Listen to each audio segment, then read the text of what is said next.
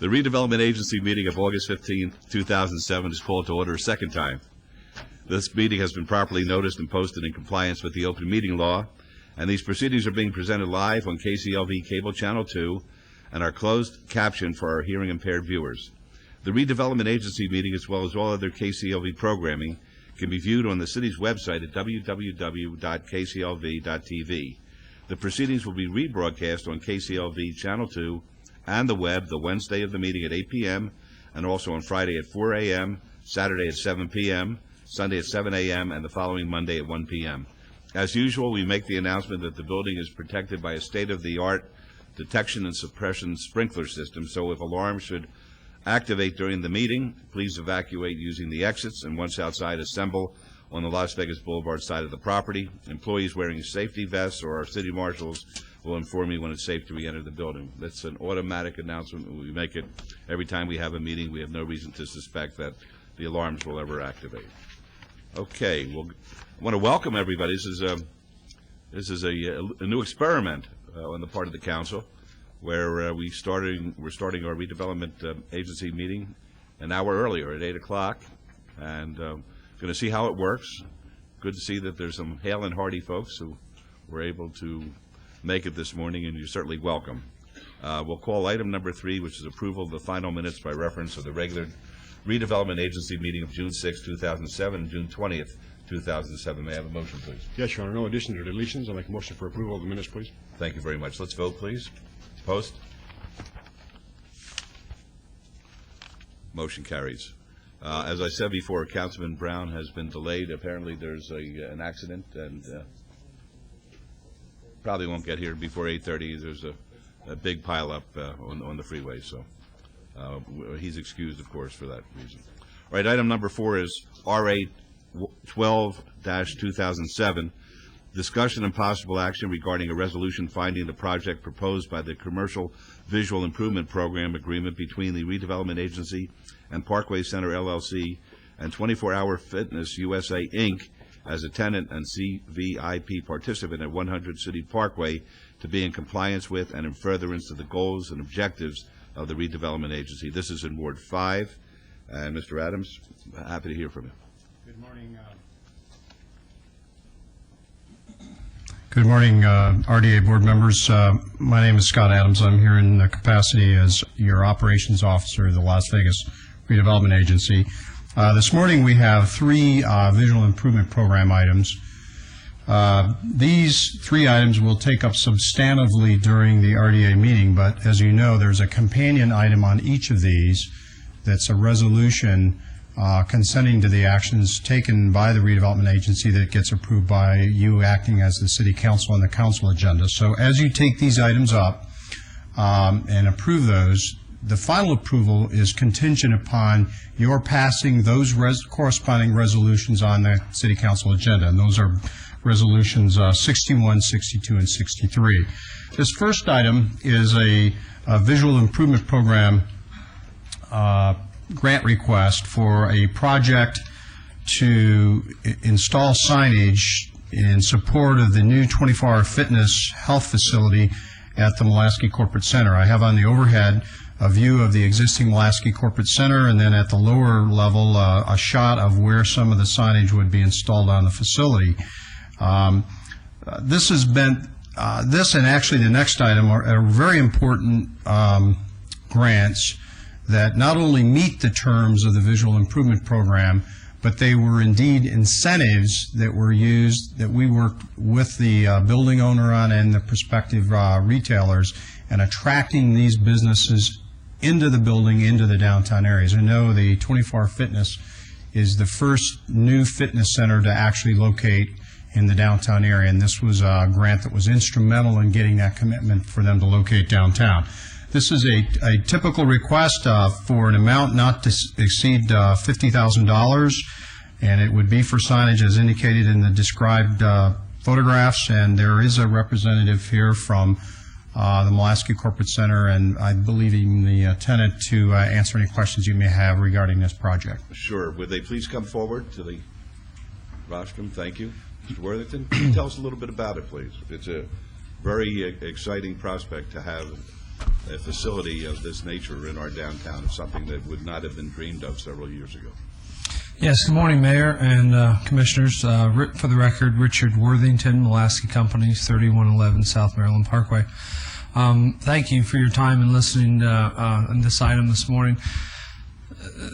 Mulaski Corporate Center, as you know, is a gold LEED building, and as such is a very expensive building to build, and it was a particular burden on retail tenants to build within a gold building. There's a lot of extraordinary things that they needed to do and procedures they needed to follow, and it was very difficult to attract retail tenants to the downtown. The area that surrounds Mulaski Corporate Center has a physical barrier to the north, the freeway, with not a lot of development on the other side of it. And of course, to the south of it is Union Park, which has a lot of great promise in terms of future development, but there's little out there now. So we had to come up with a very substantial economic package to attract all the retail tenants to the building. And 24-Hour Fitness was one of them. This is the first commercial gym in the downtown area as far as anybody knows. And so we see it as a major amenity to downtown and to the Union Park area and the buildings that surround Mulaski Corporate Center. Excuse me. Our company had to offer substantial economic incentives for them to locate there. Our tenant improvement package loans and grants to 24-Hour Fitness exceeded $800,000. And that's a lot of money to bet on a retailer. Now, they're a national company, but, they close locations all the time. So we really had to stretch. And as part of that, we approached the city and said, what could we do to help get this firm here when we were in the lease negotiation stages. And this was one of the elements that was pro-offered to 24-Hour Fitness as well as Jason Deli to induce them to come to this area that, the vision hasn't been fully realized. Additionally, we had to buy a number of memberships from them for our company. We've donated, I believe, 30 or 35 memberships to the city for Employee of the Month and Team of the Month, Team of the Quarter. And we also, Mulaski Corporate Center, underwrote the city's wellness program with 24-Hour Fitness. And I believe that fee was $5,000 or $10,000.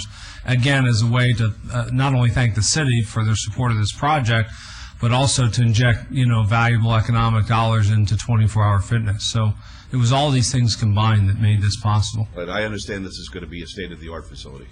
That's correct. It's 15,000 square feet. It'll have steam rooms, showers, and additionally, it's an integral part of our alternative transportation program for this building. Because it's one thing to have bicycle racks at an office building and say, there's your place to park your bike, good luck, and we hope that you get out of your car and ride your bike and reduce traffic and vehicle emissions. It was another to take that a step further and have authenticity in that program and be able to arrange with 24-Hour Fitness the free use of showers for people that would ride their bicycles to the center. And then, of course, we implemented a black car service, which would permit tenants that ride their bike to the center, that use the 24-Hour Fitness showers, to then have a vehicle to run them to the downtown courts if they were a lawyer, or to downtown businesses for lunch meetings and things of that nature. So not only is this an important amenity to downtown the building, but it helps further our alternative transportation program in the form of providing showers and lockers and facilities that bicyclists would so need. This is all part of what we're trying to accomplish under our LEED certified neighborhood program. It all fits together. I think the phrase that Mr. Ripka used the other day was, it's homocentric. It's just friendly for people to congregate and to live in this kind of an environment. So we appreciate that. Thank you. Thank you very much. Mayor Goodman. Yes. Please. I happen to be a member of the 24-Hour Fitness out in my neighborhood. So in the interest of being ethical and full disclosure, Mr. Jerbick, what are my obligations in this regard? I don't even know that you have an obligation to disclose. I also have a membership in 24-Hour Fitness, but it's an ordinary business relationship. There's nothing special about it, I assume. There's nothing being given to you or taken away from you because of your position on the council. If all that's true, then I don't even think you have a disclosure issue. Thank you. And then secondly, I'd just like to add and just like to compliment Mr. Worthington's comments that, Mayor, you talk about this being a world-class city and everything we need to do to be a world-class city. I can remember 25 years ago having to go to the sporting house to get my exercise in over the noon hour. And I think that there's a couple of hotels that have spas or clubs, but this is the first national company downtown. I think it's fantastic It's really fantastic that we're going to be able to offer to our tourists as well as our locals the ability to go to this kind of facility in a downtown environment. All right, very good. Okay, may I have a motion, please? Any public comment? Not on this, no. Orla? Yes, thank you, Mayor. I just would like to chime in also and just state that I had an opportunity to speak with Mr. Worthington and Mr. Mulaski on yesterday in regards to this fabulous gym that they're bringing downtown. And I'm truly excited because this is exactly what yourself, Mayor, and the council has been looking for in regards to new and excitement imagery to basically show to the world that downtown is on its way back. And for that, I look forward to the signage of 24-hour fitness and them bringing their services to the downtown area. And for that, I'm looking forward to also having an opportunity to exercise and get out to the gym during the noon hour right here in downtown. So I move for approval of this item. Very good. Let's vote, please. Post. Motion carries. Thank you. Item number 5 is discussion and possible action regarding a commercial visual improvement program agreement with Parkway Center LLC and 24-Hour Fitness USA, providing funds to assist with improvements to a building located at 100 City Parkway. This is in Ward 5. Mr. Adams. Yeah, this is a companion item for the 24-hour Right, I fitness. should have called them together. Pardon me. All right, let's. Councilor Barlow. Yes, move for approval. Thank you. Let's vote, please. Post. Motion carries. Thank you.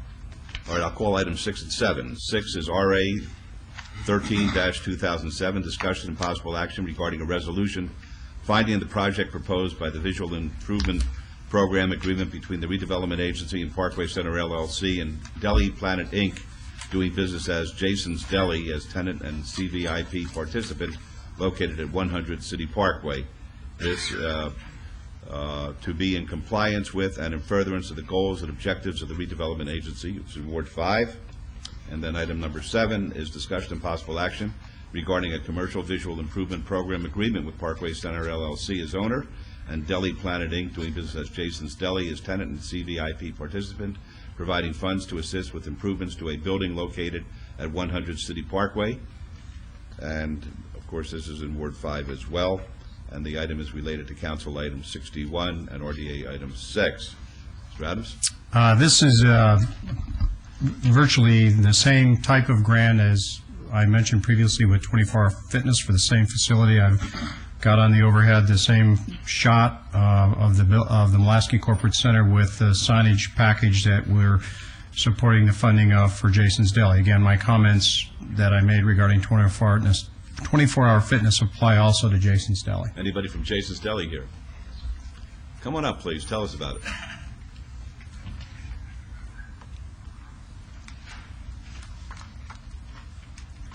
Please tell us your name and tell us a little bit about what's planned downtown.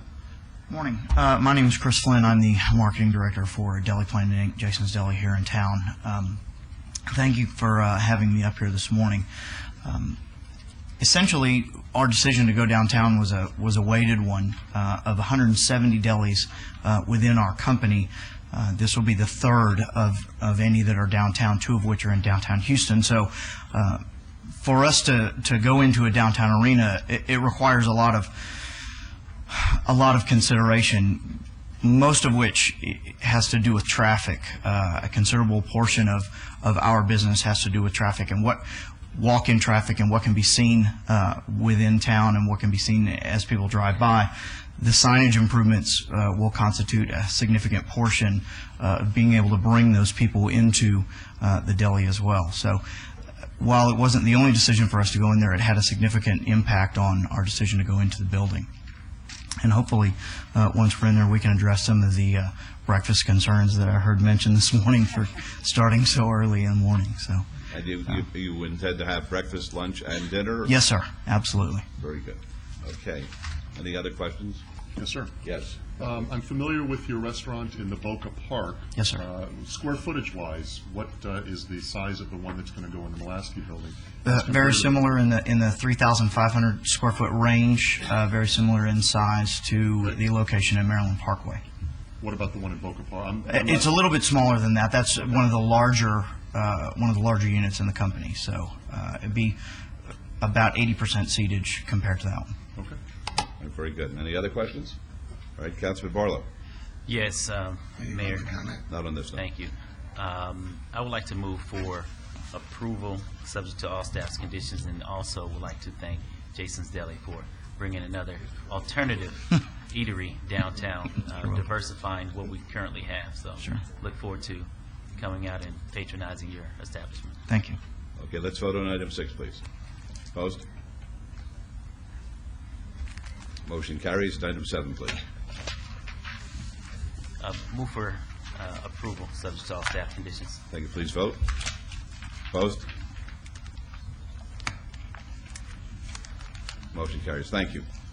Item 8 is RA 14-2007. One moment, please.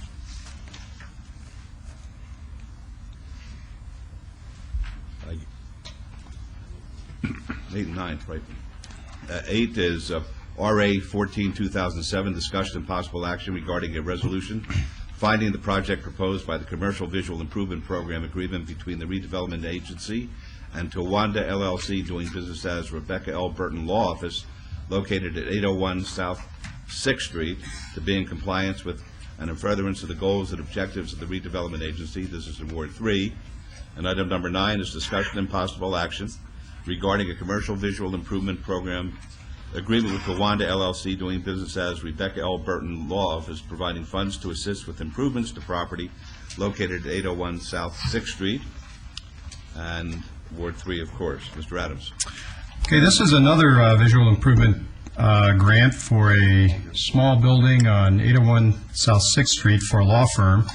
On the overhead, you see at the top 2 pictures the existing building, both the front and rear of the building, and then at the bottom there's a sketch, some computer-generated sketches of what the improvements would be to this facility, both of the building itself and then the grounds and parking area around the building. So the grant, not to exceed $50,000, would be matched by their improvements to this facility, and then, as you can see, it should make a dramatic improvement to that facility in that area. And I believe we have somebody here representing this project as well. Very good. If you please identify yourself. My name is Mark Molesky. I work for the general contractor, MB Group. Be happy to hear from you. What she is doing is, was an existing vacant residence and was rezoned for commercial. And the whole exterior, everything visually from the outside is being completely redone. Roof, windows, stucco, parking lot landscaping, painting. Very good.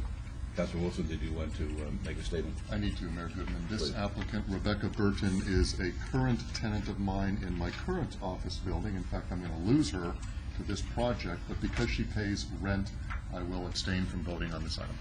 Very good. Now the motion, please. Yes, Your Honor. Not on this.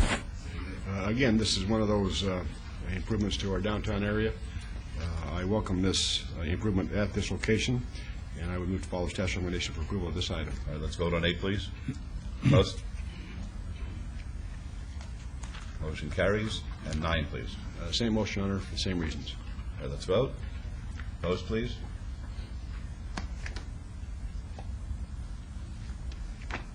Motion carries. Thank you. Item number 10 is report and possible action regarding the City of Las Vegas Redevelopment Agency's Commercial Visual Improvement Program and Entertainment Visual Improvement Program for Wards 1, 3, and 5. Mr. Adams. Okay, if I can get the PowerPoint brought up on the overhead here.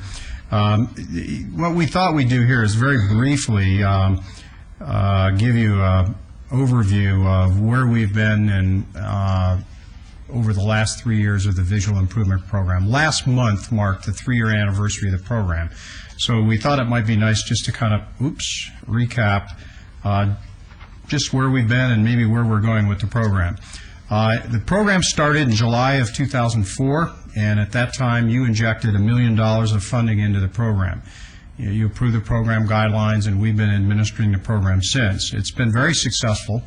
Since that time, we injected another $400,000 in 2007 for a total of $1.4 million to date. And you see below that there's been a steady flow of funding going into projects over the 05, 06, and 07 years. This gives you a quick recap of the number of projects we've done under the general commercial VIP program. Under that program, we've done 24 projects. Year by year, it shows how each of these have fared. The average has been in the $36,000 to $39,000 range in terms of grant commitments to each of those projects. At the bottom, it shows the leverage ratio. Now, in the first year of the program, we were working under a 2-to-1 leverage ratio, and we were allowing some interior improvements to leverage. We're just showing the exterior costs. And then we changed the guidelines that lowered the leverage ratio to 1-to-1, but only allow exterior improvements to match the grant funds we put into the program. But I think if you see on the right-hand side of this bottom overview, our ratio has been in the $2.3 to $3.3 of match funding to every dollar we put into the program. So we're still achieving considerable leverage in terms of the dollars we're putting into that program to this date. These are, I'm just going to show you one or two of the examples of things that you've done.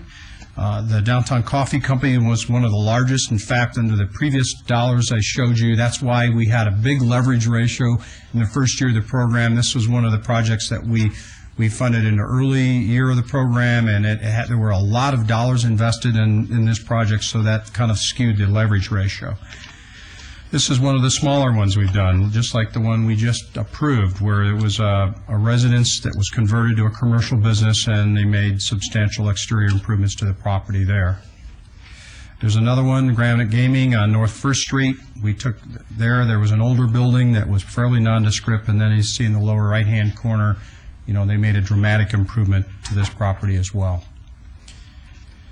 Then moving on, when we formed the entertainment district, there was a need to really look at how we could encourage the improvement of business fronts along the entertainment district, and also at the same time encourage the kind of signage that we're really trying to achieve in that area, which is the vintage Vegas look. So we created a subset of the VIP program called the Entertainment Visual Improvement Program. We funded this with $500,000. We added another $200,000 for a total of $700,000 to date. And to date, we've done 3 projects, the Griffin, the Downtown Cocktail Room, and Take One. And we're working on 2 projects pending that we'll probably be bringing into you here in the near future. Now, this program's a little different in that we allow more funding. If you're in a corner property in the entertainment district, we allow up to $95,000 because you have 2 faces, and we're trying to encourage illuminated signage on both sides of the property. And then on those that are other properties that are inside, with only a frontage, we're allowing $75,000 per property. The additional funding is really to accommodate the increased cost of the illuminated signage. Some of those sign packages, when you get into the replication of vintage Vegas signage, become very, very expensive, and the idea was to enhance that, to encourage that kind of signage in the district. And I'll show you very briefly those examples. This was one which was the Griffin and the Tattoo Parlor. This is where it was before, years ago, on the left-hand side, and then on the right-hand side, that's what you see at night, and that's that vintage Vegas signage that we're trying to encourage in the entertainment district. This was Take One, left side before, right side after. Again, neon signage, awnings, a more attractive frontage. And then the Downtown Cocktail Room was one where, while it's fairly nondescript, there really was not much there beforehand. And then we participated in the brick frontage and the low-key neon signage on that building. Now, in each of these, there's been substantial work done on the inside of each of these projects. For those of you that have been on the inside of those, you know that each of these property owners have put considerable improvements on the inside of their establishments, and so we've got even more leverage with the dollars we're putting in each of these projects. So that's just a real quick recap of the program. We thought, given that it was a 3-year anniversary, you might want to see kind of where we've been going. And this current fiscal year, we put another $500,000 into the budget of the program. If you saw, we're actually under the regular VIP program, the amount of funding available was actually had dipped down fairly low into the $300,000 range. With the funding that's now currently available, that brings us back up, and we can continue to move forward with projects throughout the redevelopment area. All right, thank you very much. Any questions of Mr. Adams? Yes, sir.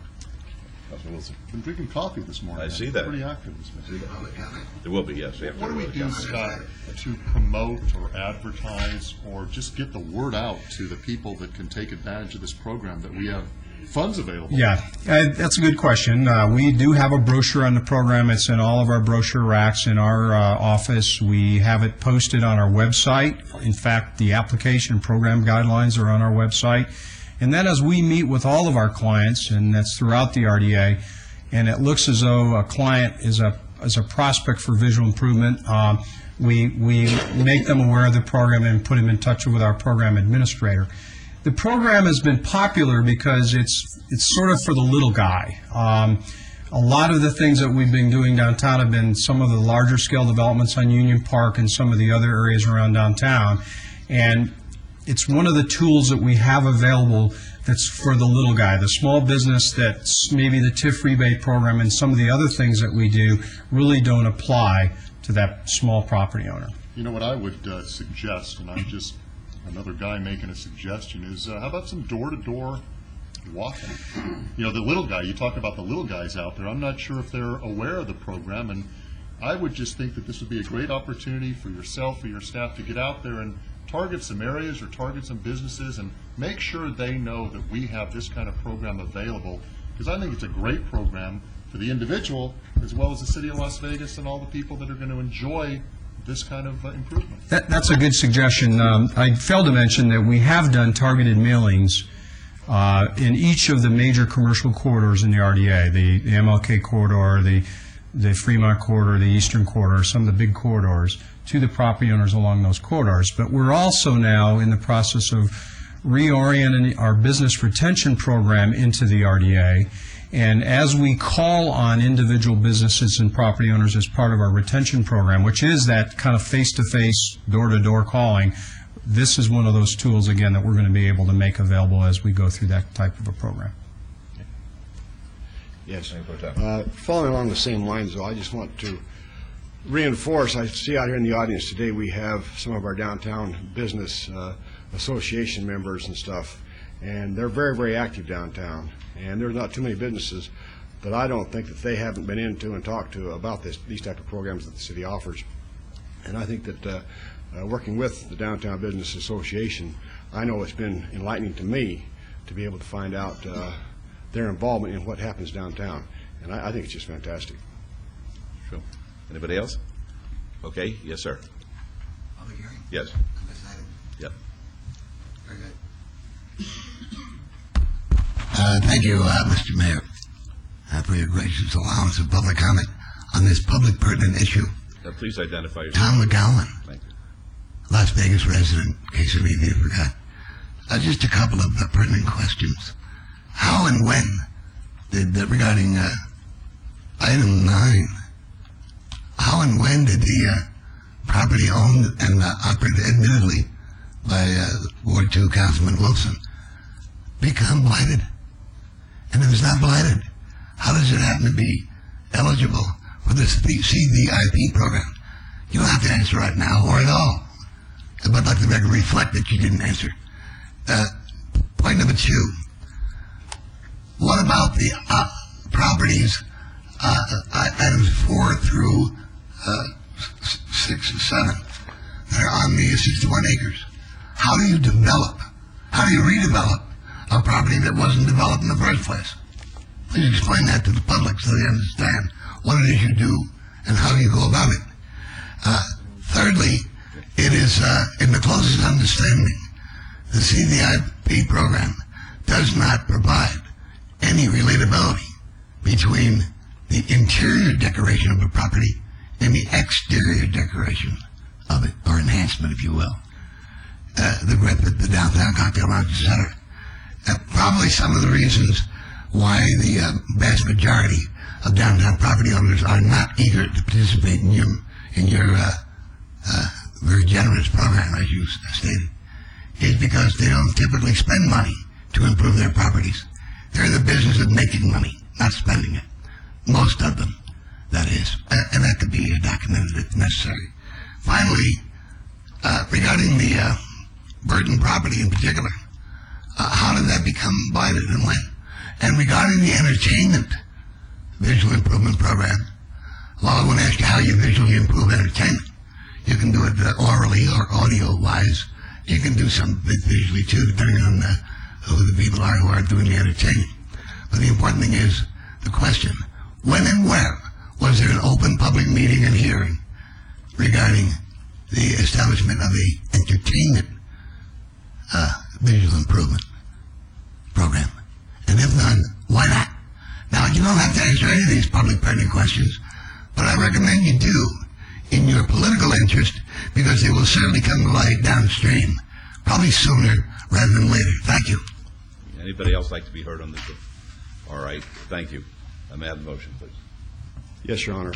I'm sure all those questions that Mr. McGowan asked can be answered, and there was public hearings on all those items.